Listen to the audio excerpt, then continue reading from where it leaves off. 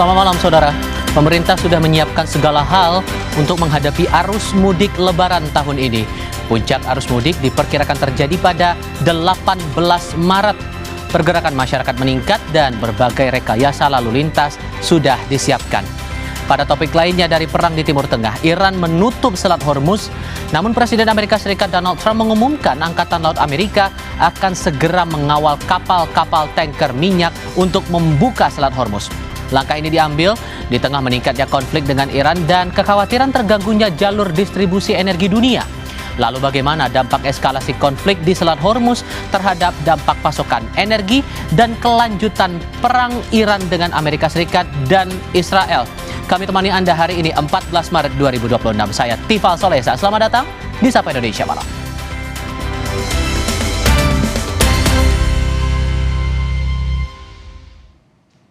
Saudara, Iran terus melancarkan serangan balasan yang menargetkan fasilitas-fasilitas militer milik Amerika Serikat dan Israel. Pada Jumat, Korps Pengawal Revolusi Iran merilis rekaman gelombang peluncuran rudal ke-46 sebagai bagian dari operasi True Promise 4 atau Janji Sejati 4.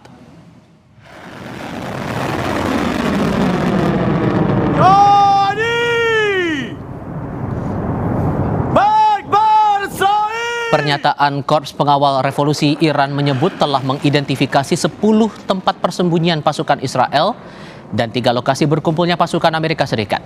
Karena itu, peluncuran rudal gelombang ke-46 itu bakal menargetkan tempat-tempat yang telah dipetakan sebelumnya.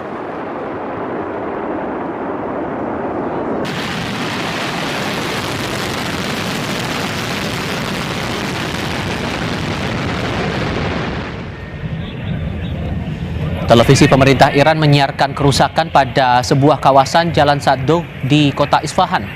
Bangunan dan mobil-mobil tampak rusak berat setelah serangan Amerika Serikat dan Israel ke daerah yang disebut sebagai wilayah komersial itu. Namun, jumlah korban tewas dan luka belum terdata.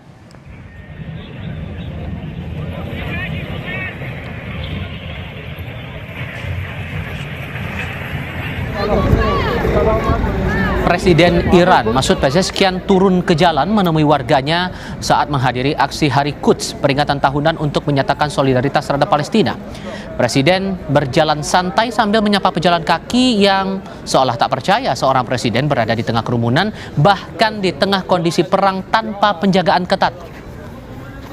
Warga berkumpul di pusat kota Tehran sambil mengibarkan bendera Iran dan membawa foto mendiang pemimpin tertinggi Iran, Ayatollah Ali Khamenei, dan penggantinya, Mujtaba Khamenei. Mereka mengutuk serangan yang dilakukan Amerika Serikat dan Israel, serta menyatakan dukungannya pada angkatan bersenjata Iran.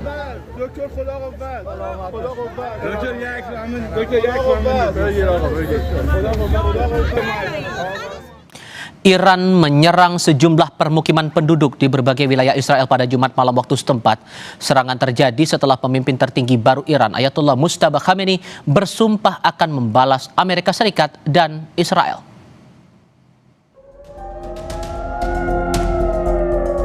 Sirine menyala saat serangan bom klaster Iran menghujani wilayah Israel Tengah Jumat malam waktu setempat. Salah satunya jatuh di halaman sebuah sekolah di kota Rishon LeZion yang berada di selatan kota Tel Aviv. Permukiman penduduk di sejumlah wilayah Israel juga jadi sasaran drone Iran. Bom klaster Iran membakar sebuah apartemen 3 lantai di kota Shoham, wilayah Israel Tengah Jumat malam. Serangan tersebut menghancurkan sejumlah ruangan dan kendaraan. Pasukan pertahanan Israel mengungkap serangan tersebut menggunakan rudal jenis hulu ledak tandan atau bom klaster berdasarkan laporan dampak di berbagai wilayah Israel pada saat bersamaan. Sebelumnya, pemimpin tertinggi baru Iran, Ayatollah Mujtaba Khamenei, bersumpah akan terus menggempur pangkalan Amerika Serikat di negara Timur Tengah dan wilayah Israel hingga pembalasan sepenuhnya tercapai. Dibacakan oleh penyiar berita Iran, ini adalah pernyataan perdana Mujtaba usai menggantikan ayahnya yang tewas oleh serangan AS Israel. ثانیاً این اطمینان را به همگان می‌دهم که ما از انتقام خون شهداء شما صرف نظر نخواهیم کرد. انتقامی که در نظر داریم فقط مربوط به شهادت رهبر عظیم الشأن انقلاب نیست، بلکه هر عضوی از ملت که توسط دشمن شهید می شود، خصوص نسبت به خون اطفال و کودکانمان حساسیت بیشتری خواهیم داشت. لذا جنایتی که دشمن به طور عامدانه در مورد مدرسه شجره طیبه میناب و بعضی موارد مشابه مرتکب شده، شأن خاصی در این رسیدگی دارد. Kini perang antara AS Israel dan Iran berjalan lebih dari 2 pekan. Amerika Serikat menyatakan tak khawatir kehabisan biaya perang. Pada minggu pertama, Pentagon mengungkap biaya perang melawan Iran mencapai 11,3 miliar dolar Amerika Serikat atau sekitar 1,6 triliun rupiah. That 11 billion is a lot of money, but we have cushions built in, and it's not something that we have to worry about. Every day we are moving ahead of plan, and Iran is the degraded. Tak hanya menghancurkan sejumlah bangunan terdampak di Timur Tengah, perang AS Israel dan Iran juga memicu krisis energi karena Iran menutup Selat Hormuz. Mujtaba Khamenei memastikan akan terus menggunakan Selat Hormuz sebagai daya tawar melawan AS dan Israel. Di kubu seberang, Presiden Donald Trump merilis rekaman yang diklaim sebagai serangan Amerika Serikat ke Pulau Kursk, Iran. Pulau itu menangani sekitar 90% ekspor minyak mentah Iran. Namun Trump menyebut belum menghancurkan infrastruktur minyak. Lewat video yang disebarkan melalui akun Truth Social, Presiden Amerika Serikat Donald Trump mengklaim pasukan AS telah menyerang sasaran militer di pulau itu. Namun Trump bilang tidak menyerang infrastruktur minyak. Ia mengancam pasukan Amerika Serikat bakal menyerang infrastruktur industri minyak Iran di pulau itu jika Iran terus memblokir kapal-kapal yang mau melintasi Selat Hormuz.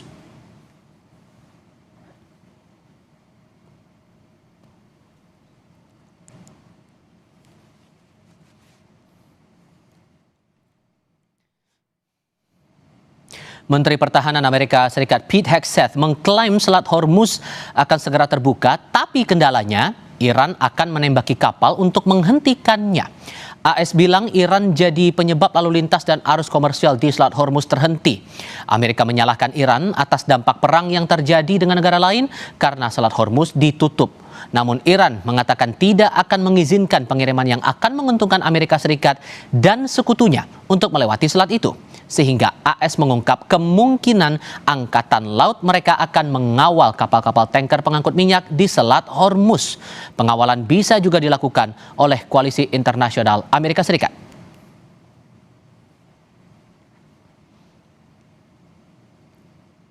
There's a reason why we chose as one of our primary objectives destroy the Navy. We understood the ability to interdict shipping is something Iran has done for 40 years. It's key terrain. So we have a plan for every option here. We're working with our interagency partners, and that's not a strait we're going to allow to remain contested or with a lack of flow of commercial goods. So we're aware of that. We're laser focused on our military objectives. Donald Trump membenarkan rencana Angkatan Laut Amerika Serikat yang akan mengawal kapal tanker melewati Selat Hormuz. Ia bilang rencana itu akan segera terwujud karena Trump mengklaim pasukan tentara Iran telah habis. Mr. President, when will the Navy start escorting tankers through the Straits of Hormuz? Their Navy is gone, their Air Force is gone, most of their military is gone, their big threat is gone in every way. They have no radar, they have no anti-aircraft weapons, for the most part weapons, and for indefinitely they have no way of determining what they call visibility. Selat Hormuz yang jadi jalur utama pelayaran bagi kapal pengangkut minyak ditutup sebagai respons atas konflik dengan Amerika Serikat dan Israel. Saat ini perang sudah masuk hari ke-14. Nah, Amerika mengancam akan membuka Selat Hormuz untuk mengawal kapal-kapal tanker dan membuka kembali jalur pelayaran. Apakah respons Amerika ini nyata atau ancaman? Saya akan diskusikan ini lewat sambungan dalam jaringan bersama Ririn Tri Nurhayati, dosen sekaligus Kepala Departemen Hubungan Internasional dari Universitas Gadjah Mada, Yogyakarta. Bu Ririn, selamat malam dengan Tifal di sini. Selamat malam, Mas Sifal. Terima kasih sudah bergabung bersama kami. Atas niat Amerika buat membuka paksa jalur atau Selat Hormuz ini yang ditutup oleh Iran, bakal kejadian nggak nih Bu menurut Anda? Terima kasih Pak Sifal. Ya, ini saya kira merupakan respon dari Amerika Serikat ya, melihat kekhawatiran dengan ditutupnya Selat Hormuz yang kemudian dikendalikan oleh Iran. Ini menunjukkan kepada dunia bahwa Iran memiliki kekuatan yang lebih dalam dalam posisi perang Iran tersebut, sehingga kemudian Amerika Serikat akan mengcounter wacana tersebut dengan kemudian menyampaikan bahwa Amerika Serikat akan segera mengirim pasukan ke sana sehingga akan membuka Selat Hormuz, karena sudah ada banyak kekhawatiran ketika kemudian ada banyak harga minyak dunia meningkat, sehingga ini akan sangat memberikan dampak yang signifikan ke perekonomian internasional, sehingga saya kira Amerika Serikat keinginan untuk bisa mengambil kendali atas Selat Hormuz. Tetapi apakah ini memungkinkan atau tidak, kita perlu melihat perkembangan dalam hari-hari ini juga ya, Mas. Saya sendiri belum bisa melihat ini apakah memungkinkan atau tidak, melihat situasi di mana Iran masih menguasai karena memang mereka yang memiliki selat tersebut, sedangkan kemudian Amerika Serikat saat ini sedang mengajak negara-negara sekutunya untuk perlahan-lahan juga mendukung posisi Amerika Serikat atas Selat Hormuz ini. Dan Anda membaca bahwa negara-negara sekutunya Amerika Serikat ini akan mendukung sepenuhnya atau tidak? Karena begini, yang dibayangkan bahwa kalau nanti kejadian tuh Bu, upaya paksa Amerika Serikat membuka Selat Hormuz itu, akan ada kemungkinan bahwa perang akan terkonsentrasi di situ. Maka kerugiannya bisa jadi akan lebih besar, terlebih untuk aspek ekonominya. Kita paham di situ jalur perdagangan, untuk jalur minyak semuanya utama ada di situ. Kalau kemudian terkonsentrasi, apakah negara-negara sekutu juga akan mendukung langkah AS untuk membuka paksa itu, atau maka kebalikannya nih? Ya, kalau saya melihatnya sebaliknya mereka lebih pada yang saya baca di pernyataan misalnya dari Perancis, kemudian Inggris dan Australia, mereka lebih pada akan membantu dalam arti defensif, tetapi bukan untuk ofensif. Saya kira mereka juga sangat berhati-hati melihat betapa strategisnya posisi Selat Hormuz ini, karena kemudian kalau seperti tadi yang yang Mas Tifal sampaikan, bahwa kalau ini kemudian malah perangnya terkonsentrasi di sana, justru akan merugikan banyak pihak, dan ini tidak diinginkan oleh semua pihak, saya kira. Dan tadi sudah kami sempat tayangkan juga pernyataan Donald Trump yang bilang bahwa pasukan tentara Iran telah habis. Kalau kemudian upaya paksa ini dilaksanakan, sesungguhnya sistem pertahanan kedua belah pihak ini masih imbang, atau ya seperti klaimnya Trump bahwa Iran posisinya juga sudah melemah, atau malah kebalikannya, Bu? Baik, saya kira melihat posisi yang disampaikan oleh Donald Trump, mungkin dia ingin menyampaikannya itu kepada audiensnya Amerika Serikat lebih ke sana ya, atau dia sedang ingin menyampaikan war begitu ya, psychological war, untuk kemudian ia ingin menyampaikan bahwa saat ini mereka lah yang sedang atau mulai untuk mengambil alih ke posisi begitu. Tetapi yang saya lihat sebenarnya sebaliknya, bahwa Iran sendiri masih memiliki kekuatan yang ditunjukkan dengan dia masih bisa memberikan serangan-serangan ke Israel, kemudian juga ke beberapa military base-nya Amerika Serikat, sehingga klaim itu saya kira menurut saya hanya klaim dari Amerika Serikat untuk menunjukkan bahwa dia mulai unggul, dan kemudian dia bisa mengklaim bahwa Amerika Serikat lebih unggul dibandingkan Iran yang selama ini menurut dia dalam posisi Amerika Serikat menjadi pengganggu keterlibatan dan keamanan di Timur Tengah. Padahal justru sebaliknya, realita yang terjadi dengan Iran diserang oleh Israel dan Amerika Serikat, justru posisinya adalah yang mengganggu atau mengancam perdamaian keamanan di Timur Tengah adalah Israel dan Amerika Serikat. Atau jangan-jangan Bu, sorry saya potong, atau jangan-jangan ini ada keinginan juga dari negara Teluk bahwa jalur Selat Hormuz ini jangan ditutup dulu, sehingga harapannya AS bisa membuka itu jalur apapun caranya, terutama dengan cara paksa itu tadi. Adakah Anda membaca bahwa negara Teluk keinginannya untuk ngarah ke sana? Tentu negara Teluk menginginkan agar Selat Hormuz itu tetap terbuka, karena di situ juga artinya kalau Selat Hormuz tetap terbuka, mereka tetap bisa menyalurkan minyak untuk perdagangan internasionalnya, dan ini tentu akan memberikan manfaat ekonomi kepada mereka, sehingga kemudian posisi negara Teluk tentu akan menginginkan bahwa Selat Hormuz bisa terbuka. Tetapi kemudian yang lebih penting dari sini menurut saya adalah bagaimana caranya. Menurut saya tentu mengharapkan bahwa caranya adalah tidak dengan kekerasan yang terus meningkat, tetapi kemudian dengan dialog ataupun negosiasi di antara pihak-pihak yang berseteru. Ada nggak kemungkinan pihak lain ikut terlibat di sini? Saya sebut saja, ada kemungkinankah Rusia dan Tiongkok untuk terlibat di sini, Bu, untuk memastikan ya penutupan Selat Hormuz ini tidak berkepanjangan, karena kan efeknya global juga, kan, Bu? Iya, betul bahwa kemudian ada kemungkinan pihak-pihak lain ikut Ikut campur tangan lah ibaratnya, ikut terlibat di situ. Campur tangan, betul. Tetapi kemudian kalau kita lihat sebenarnya mungkin Cina belum terlalu urgent untuk masuk ke situasi ini, karena sebenarnya dari sisi pasokan minyak Cina tidak terlalu tergantung kepada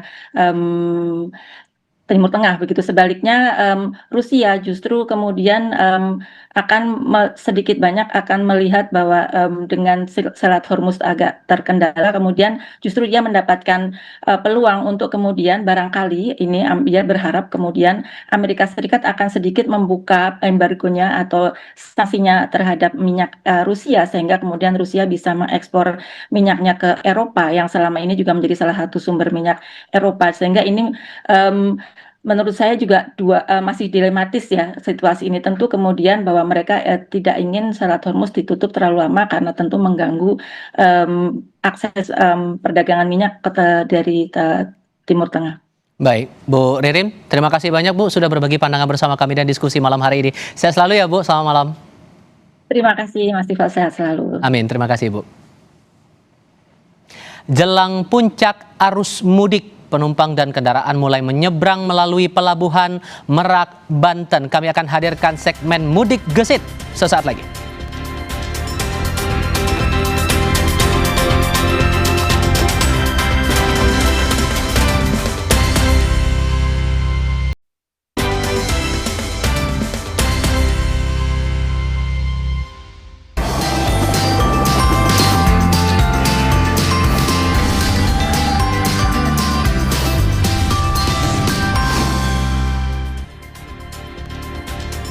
Kira-kira 5 atau 6 hari lagi kita menyambut Lebaran 2026, Saudara. PT KAI Daob 1 Jakarta memperkirakan puncak arus mudik dengan kereta api bakal terjadi 15 Maret 2026, artinya hari Minggu besok. Tercatat tiket yang sudah terjual untuk hari itu mencapai 51.000.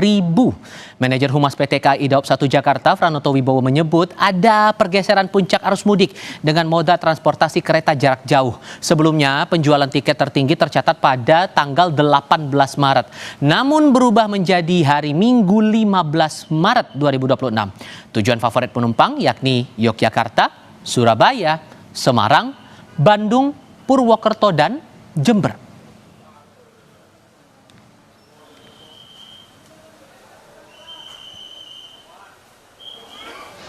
Nah, ini kan kemarin itu yang tertinggi itu ya tanggal 18. Nah, ini sekarang yang tertinggi ini berubah. Besok tanggal 15 itu tanggal favorit ya. Tanggal favorit tertinggi di mana pada tanggal 15 Maret ini tercatat ya 51.000 lebih pemudik akan berangkat dari stasiun-stasiun di wilayah Daob 1 Jakarta ke berbagai kota di Pulau Jawa dengan tujuan favorit kota Yogyakarta, Surabaya, Semarang, Bandung, Purwokerto, Jember. Kita beranjak ke moda penyeberangan. Di Pelabuhan Ketapang, Banyuwangi, Jawa Timur, kendaraan menumpuk di area parkir pelabuhan menunggu giliran menyeberang ke Pulau Dewata, Bali. Truk logistik mendominasi antrean kendaraan, disusul bus dan kendaraan travel yang silih berganti masuk ke area pelabuhan. Kondisi ini terjadi jelang penutupan lintasan penyeberangan Ketapang Gilimanuk saat perayaan Hari Raya Nyepi 18 hingga 20 Maret nanti dan bertepatan dengan arus mudik Lebaran. Salah satu pengendara bilang terjebak macet hingga 6 jam.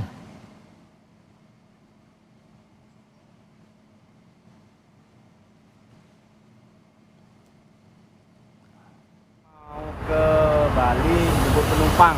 Berapa jam macetnya? 6 jaman. Ini harus ada penambahan kapal feri apa itu. Bergeser ke Banten, persisnya di Pelabuhan Ciwandan, antrean kendaraan sepanjang sekitar 500 meter terlihat hingga area kantong parkir sementara. Antrean truk memadati jalur menuju pelabuhan dan meluas hingga ke jalan lingkar selatan di luar kawasan pelabuhan. Kendaraan logistik yang didominasi truk tronton dan truk ekspedisi menunggu giliran masuk ke area pelabuhan untuk menyeberang ke Sumatera. Kepadatan ini terjadi seiring meningkatnya aktivitas pengiriman logistik jelang arus mudik Lebaran tahun ini.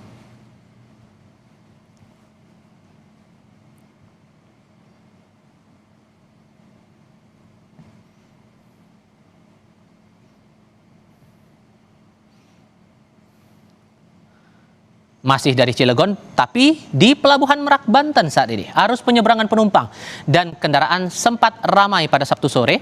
PT ASDP memperkirakan puncak arus mudik bakal terjadi 17 dan 18 Maret 2026. Untuk antisipasi penumpukan penumpang dan kendaraan, pengelola pelabuhan mempersiapkan kantong parkir tambahan untuk kapasitas 2.000 unit kendaraan.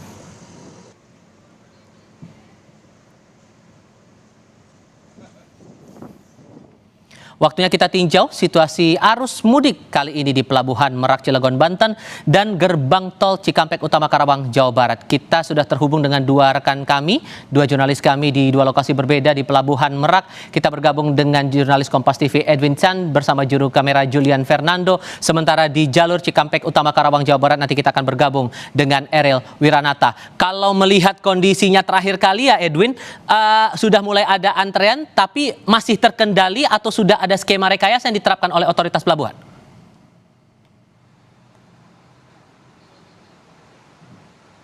Malam Tifal dan juga saudara, terpantau memang masih kondusif, dan kalau kita bisa bilang jika dibandingkan di hari kemarin, memang untuk hari ini di hari Sabtu 14 Maret seperti itu ya, yang memang kalau kita hitung kurang lebih 7 hari menuju 6 hingga 7 hari menuju Lebaran, ini memang terpantau lebih lengang.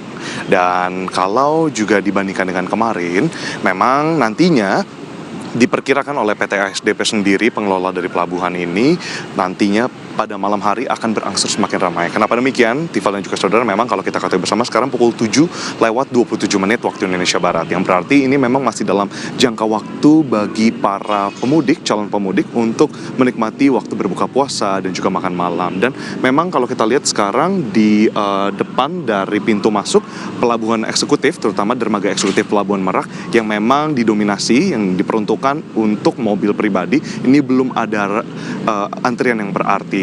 Nah, tapi Tifal dan juga saudara, jika itu kita berbicara soal mobil pribadi, kita juga ingin melihat dari sisi kendaraan roda 2 yang memang dilaporkan oleh PT ASDP, dan dari pantauan kami, tim Kompas TV yang ada di sini, itu melihat bahwa ada sedikit kenaikan dibandingin hari-hari sebelumnya. Itu ada di Pelabuhan Ciwandan, dan sama-sama di Pelabuhan Ciwandan itu ada angkutan berat juga yang memang memanfaatkan waktu momen untuk segera mengantarkan logistik antar pulau.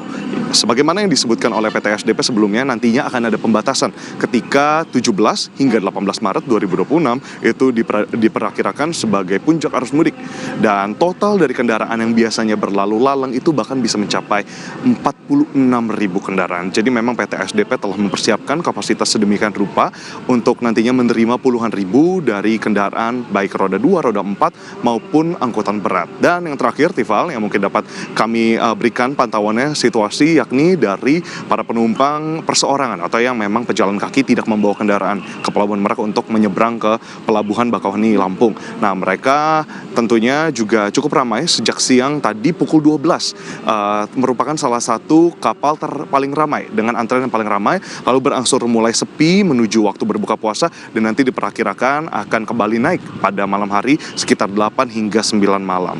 Nah, Tifal dan juga saudara, ini yang mungkin harus diperhatikan oleh para calon pengguna jasa penyeberangan.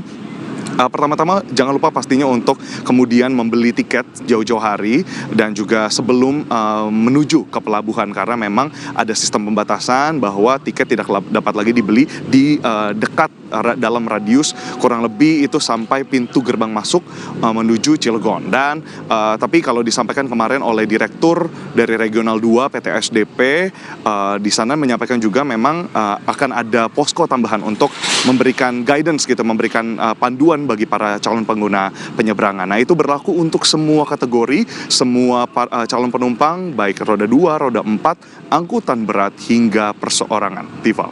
Itu kondisi di pelabuhan. Jadi buat Anda yang akan melakukan penyeberangan dari Pelabuhan Merak menuju ke Pulau Sumatera, disiapkan dulu tiketnya karena ada buffer zone yang sudah berlaku di situ. Itu untuk area pelabuhan. Sementara untuk jalur tol di sini, Eril, Anda berada di kawasan Karawang menuju ke arah keluar Jakarta di gerbang tol Cikampek Utama. Masih terkendalikah keadaannya sekarang atau jangan-jangan sudah ada rekayasa lalu lintas yang berlaku untuk malam ini?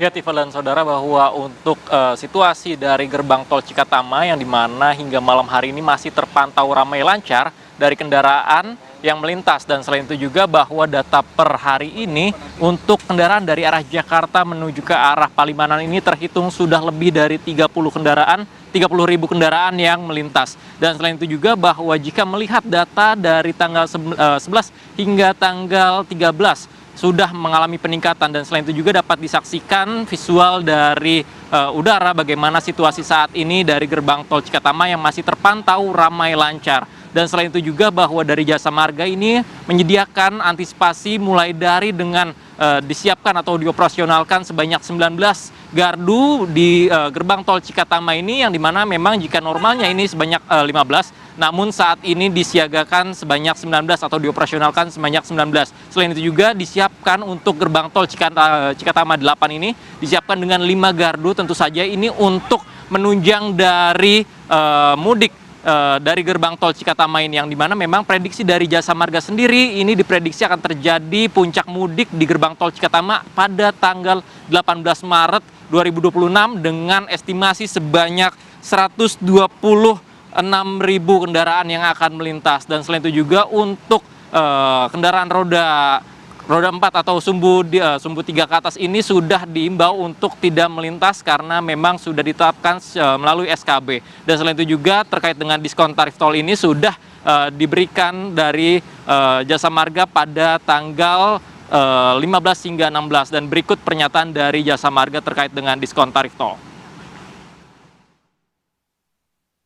Oke, untuk kalau diskon tarif tol ini, untuk per tanggal 15 Maret sampai dengan tanggal 16 Maret itu akan berlaku di potongan tarif tol. Itu sebesar 30% untuk lali menerus dari gerbang tol Cikampek Utama menuju gerbang tol Kali Kangkung. Nah, untuk di ruas Batang Semarang itu akan ada penerapan potongan tarif yang berbeda, yaitu sekitar 46% yang akan melayani seluruh pengguna jalan yang melewati gerbang tol Kali Kangkung tapi lali menerus. Gitu. Ya saudara, dengan adanya diskon tarif tol yang diberlakukan nanti pada tanggal 15 hingga 16 Maret mendatang ini untuk menunjang dari para pemudik yang akan melintas dari gerbang tol Cikatama. Dan selain itu juga bahwa memang dengan adanya peningkatan dari kendaraan di gerbang tol Cikatama, namun masih belum diberlakukan rekayasa, namun tetapi untuk rekayasa lalu lintas ini sudah disiapkan seperti mulai dari one way, lalu kemudian juga nantinya akan ada kontraflow. Tentu saja ini akan melihat dari situasi dari gerbang tol Cikatama. Dan kemudian juga bahwa untuk waktu favorit menjadi pilihan dari pemudik yang melintas dari gerbang tol Cikatama ini diperkirakan ini akan terjadi pada malam hari. Tiffal. Boleh-boleh saja mendapatkan potongan tarif, tapi akan jadi sia-sia kalau kartu uang elektroniknya nggak dicek terus nih. Mengantisipasi jangan sampai ada antrean di gardu tol, itu yang paling penting untuk Anda pengguna jalur tol yang akan keluar Jakarta melewati gerbang tol Cikampek Utama. Eril, terima kasih sudah melaporkan dari Karawang. Edwin, terima kasih sudah melaporkan dari Cilegon, Banten. Berikutnya saudara, selama masa arus mudik lebaran, kusir dan delman serta pengayuh becak yang beroperasi di jalur mudik dilarang beroperasi. Namun, pemerintah memberikan kompensasi. Lengkapnya sesaat lagi.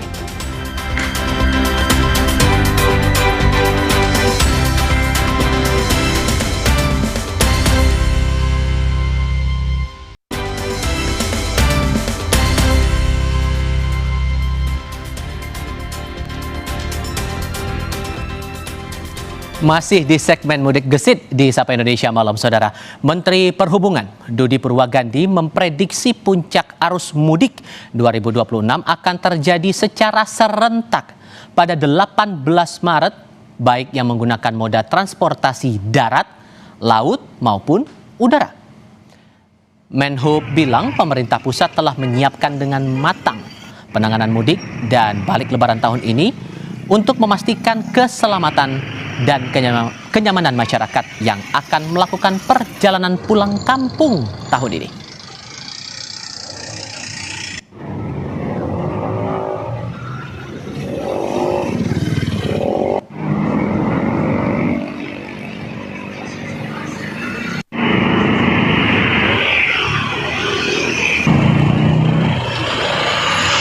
Kalau puncak arus mudik diperkirakan tanggal 18. Tapi dengan pemberlakuan WFA, Work from Anywhere, diharapkan bisa terdistribusi di tanggal-tanggal sebelumnya. Kita menyampaikan kepada pemerintah daerah ya untuk memetakan lokasi-lokasi yang rawan, dan itu juga kita sosialisasikan kepada para pemudik supaya dalam memilih jalurnya, jalur yang aman, kemudian ketika akan melakukan perjalanan juga memilih hari-hari yang kira-kira tidak terjadi hujan dan sebagainya, dan tidak memaksakan dirinya apabila kondisinya tidak memungkinkan.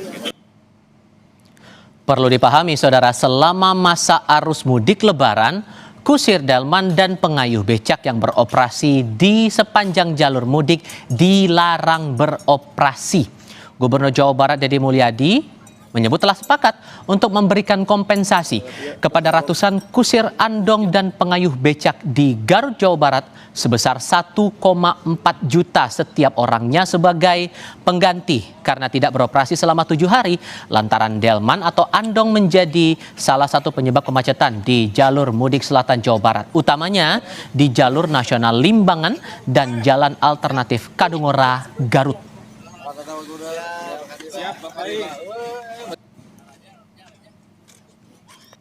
Dan itu efektivitasnya dan kemudian jangkauannya sekarang kan lebih banyak.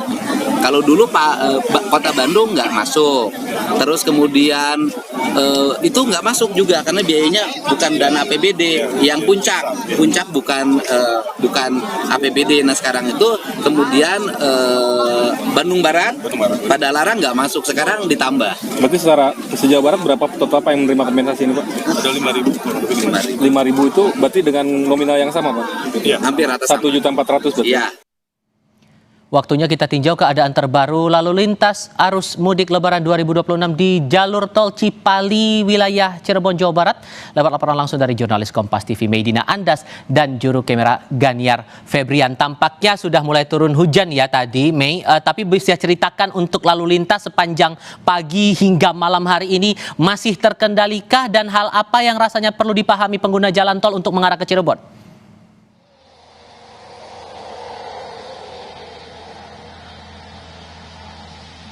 Ya betul sekali Tifal dan juga saudara, untuk situasi arus lalu lintas di tol Cipali tepatnya di kilometer 166 tempat saya melaporkan saat ini memang terpantau masih ramai lancar, belum terlihat adanya kemacetan yang panjang maupun penumpukan kendaraan yang signifikan, sehingga bagi para pemudik yang ingin melintasi jalur Cikopo menuju arah Cirebon ini memang masih dapat melintasi dengan kondisi yang relatif aman dan nyaman. Namun Tifal dan juga saudara, perlu diketahui bahwa walaupun arus lalu lintas ini memang terpantau ramai lancar, ternyata memang ada lonjakan kendaraan yang dimana kalau kita bandingkan dengan kemarin, tepatnya pada hari Jumat 13 Maret 2026, ini memang terdapat sekitar 18.800 kendaraan yang melintasi Cikopo menuju Cirebon, sedangkan untuk arus sebaliknya ini ada sekitar 13.700 kendaraan yang keluar dari gerbang tol Cikopo. Nah, kalau kita bandingkan dengan hari ini, berdasarkan data yang kami dapatkan dari Humas Astra Tol Cipali ini mengatakan bahwa ada sekitar 26.000 kendaraan yang melintasi Cikopo menuju Cirebon, sehingga ada lonjakan kendaraan, peningkatan lonjakan kendaraan sekitar 75%. Dan juga untuk situasi di rest area kilometer 166A ini juga sudah mulai dipadati oleh masyarakat. Kalau berdasarkan pantauan kami ini memang ada jam-jam tertentu di mana rest area ini menjadi padat. Biasanya pada saat jam-jam menjelang waktu sholat seperti sholat zuhur zuhur, juga sholat asyar, dan juga pada saat menjelang waktu buka puasa, yang dimana di rest area ini juga sudah disediakan fasilitas ibadah seperti masjid, dan juga di masjid ini disediakan setiap harinya ada sekitar 150 nasi box untuk kegiatan buka bersama, yang dimana kegiatan buka bersama ini nantinya akan dimulai dengan kultum terlebih dahulu, yang dimana durasinya sekitar 10 menit, kemudian juga ada sholat tarawih berjamaah setiap harinya setelah sholat isya. Selain itu juga ada ruang ramah anak atau playground, yang dimana ruang ramah anak ini untuk para pemudik khususnya yang membawa anak-anak, dan juga agar dapat beristirahat sejenak dan juga bermain agar perjalanan mudik menjadi tetap aman dan lancar. Tifal. Andas dan Ganiar Febrian melaporkan langsung dari sekitar Tol Cipali, Cirebon, Jawa Barat.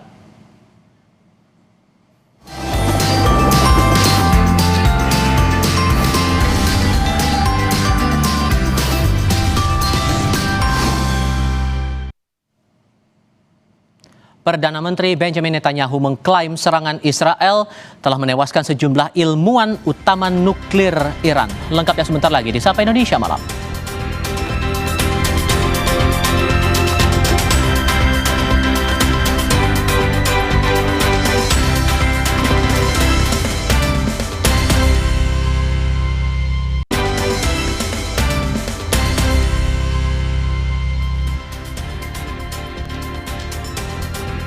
Bertemu kembali, Saudara.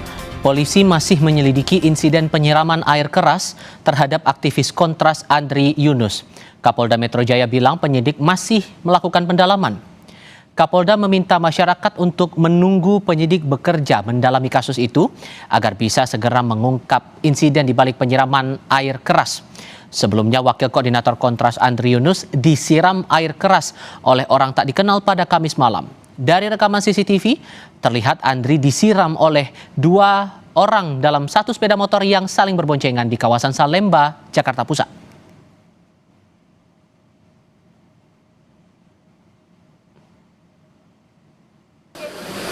Jadi masih dilakukan pendalaman. Ya, anggota saya masih bekerja keras, doakan saja bisa terungkap. Oke? Mahasiswa menggelar aksi solidaritas untuk aktivis kontras Andri Yunus di Bundaran Universitas Gadjah Mada, Sleman, Yogyakarta pada Sabtu sore. Mereka mendesak polisi segera menangkap pelaku dan otak di balik insiden penyiraman air keras terhadap Andri. Peserta aksi juga membawa sejumlah bunga sebagai tanda empati, sekaligus menggelar doa bersama.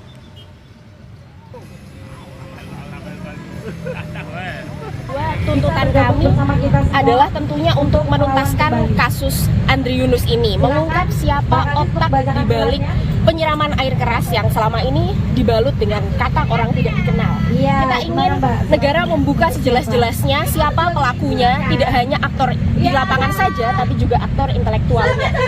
Dan kita ingin jaminan dari negara untuk para pejuang hak asasi manusia, untuk tidak lagi dikriminalisasi, untuk bisa berbicara bebas dan memperjuangkan hak-hak masyarakat sipil.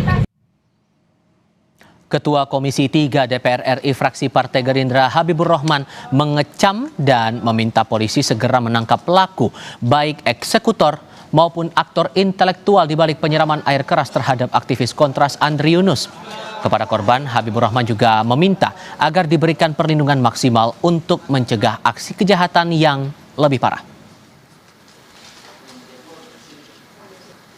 Atas nama Komisi 3 DPR RI, kami mengecam keras aksi penyiraman air keras pada aktivis kontras Andri Yunus. Kami sudah berkomunikasi dengan Kapolda Metro Jaya dan meminta agar kepolisian bergerak cepat mengusut kasus ini dan menangkap para pelakunya, baik yang melakukan langsung ataupun yang memerintahkan untuk melakukan. Terhadap saudara Andri Yunus juga harus dilakukan pengawalan maksimal agar beliau benar-benar aman dari ancaman kekerasan susulan. Kita tidak boleh mentolerir segala bentuk kekerasan kepada warga negara. Apapun bentuk perbedaan pendapat harusnya tidak boleh direspon dengan kekerasan dan premanisme.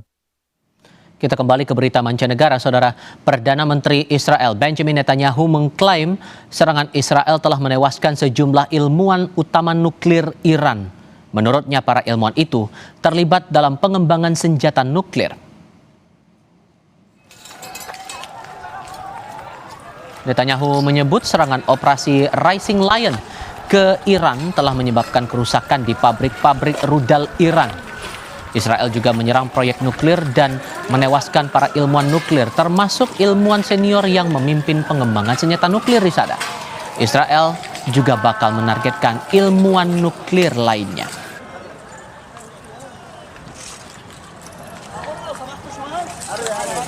במבצע עם כלבי אנחנו פרצנו גם לראשונה את הדרך לפגיעה מקיפה גם במאגר הטילים העצום של איראן וגם במפעלי הייצור של טילים נוספים. כך עשינו גם ביחס לפרויקט הגרעין שלה, כולל פגיעה אנושה בבחירי המדענים האיראני, הם שהובילו את פיתוח פצצות האטום שנועדו להשמיד אותנו. הם כבר אינם. ואגב, פגענו בעוד כמה עכשיו. Ucapan pemimpin tertinggi Iran Mujtaba Khamenei untuk membalas serangan Amerika Serikat dan Israel ditindaklanjuti Garda Revolusi dengan gelombang serangan drone dan rudal ke sasaran musuh.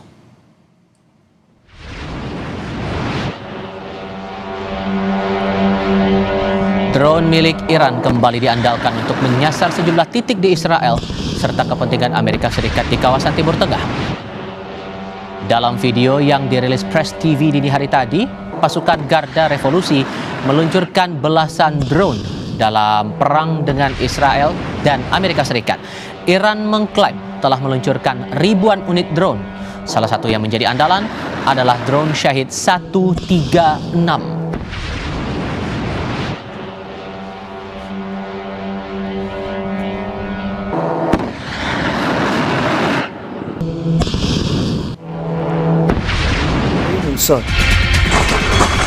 قبل از اینکه بخواهند 35 مقام لشکری و کشوری Intelijen Iran menangkap sejumlah mata-mata musuh yang bersembunyi di beberapa wilayah. Dalam operasinya, intelijen Iran juga menyita sejumlah barang bukti yang menguatkan tuduhan terhadap tersangka mata-mata musuh. Iran menduga mata-mata yang ditangkap terafiliasi jaringan intelijen yang bekerja untuk Israel dan Amerika Serikat.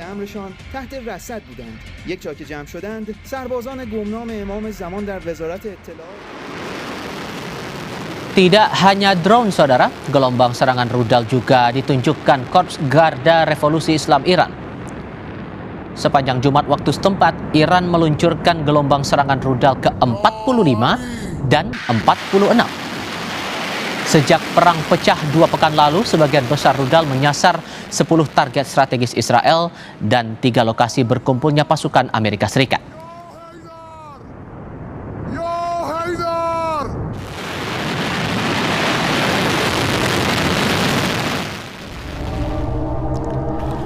Setelah mengerahkan 2 gugus tempur kapal induk, kini Amerika Serikat mengerahkan kapal serbu amfibi USS Tripoli beserta 2.500 marinir ke Timur Tengah. Kapal tersebut telah meninggalkan pangkalannya di Camp Hansen di Okinawa, Jepang pada Jumat waktu setempat. Saat ini kapal serbu amfibi itu diperkirakan telah berada di perairan Taiwan. Langkah ini merupakan penambahan kekuatan pertama sejak serangan Amerika Serikat bersama Israel ke Iran 28 Februari lalu.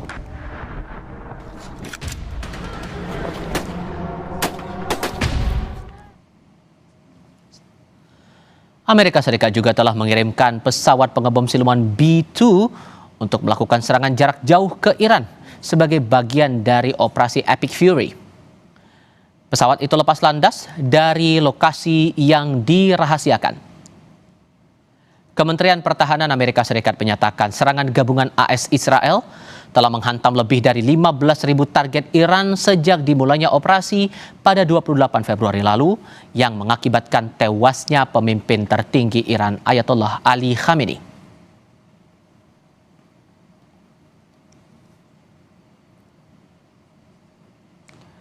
Amerika Serikat mencurigai pemimpin baru Iran Mujtaba Khamenei terluka dalam persembunyiannya. Hal ini karena pernyataan terakhir Mujtaba disampaikan hanya dengan pernyataan tertulis, bukan dengan rekaman suara maupun video. Karena itu, menurut Amerika Serikat, seluruh kepemimpinan Iran saat ini dalam keadaan putus asa dan disebut bersembunyi. We know the new so-called not-so-supreme leader is wounded and likely disfigured. He put out a statement yesterday, a weak one, actually, but there was no voice and there was no video.